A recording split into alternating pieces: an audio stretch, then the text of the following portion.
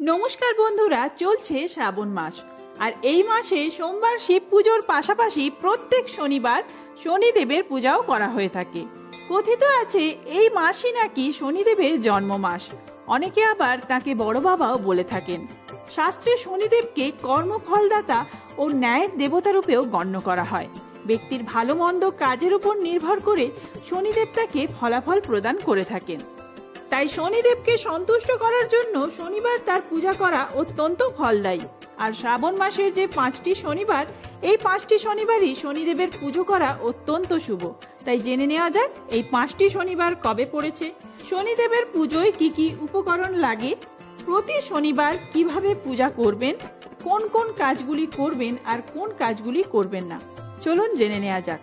তার আগে বলে রাখি, যদি আমার চ্যানেলে নতুন হয়ে থাকেন অবশ্যই চ্যানেলটি সাবস্ক্রাইব করে সাথে থাকবেন শেষ পর্যন্ত। আশা করি ভিডিওটি আপনাদের জন্য খুবই হেল্পফুল হবে। এই বছর শ্রাবণ মাস শুরু হয়েছে 17 জুলাই থেকে আর শ্রাবণ মাসের শেষ হবে 17 আগস্ট। প্রথম শনিবার ইতিমধ্যেই চলে গিয়েছে, সেটি ছিল 20 জুলাই, বাংলার 4ই শ্রাবণ। দ্বিতীয় শনিবার 27 জুলাই, বাংলার 11ই শ্রাবণ। তৃতীয় শনিবার 3 আগস্ট, বাংলার 18ই শ্রাবণ।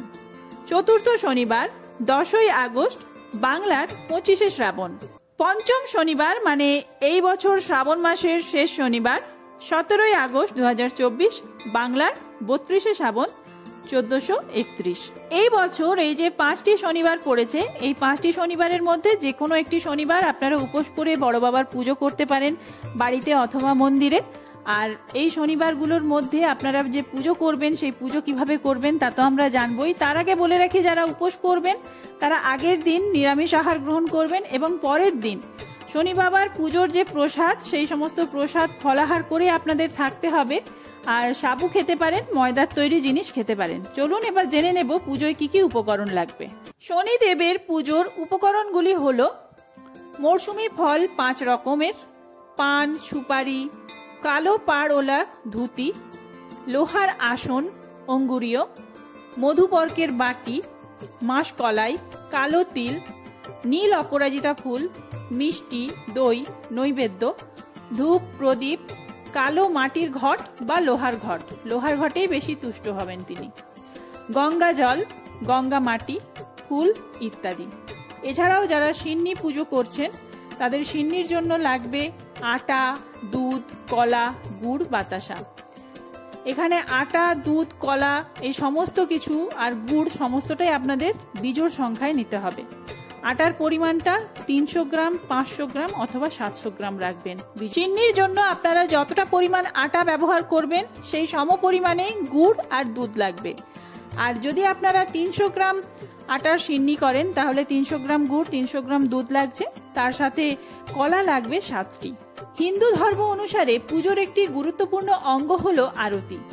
যে কোনো দেবদেবীদের পুজোর শেষে তার আরতি করা হয়, কারণ আরতি ছাড়া পুজো সম্পূর্ণ হয় না।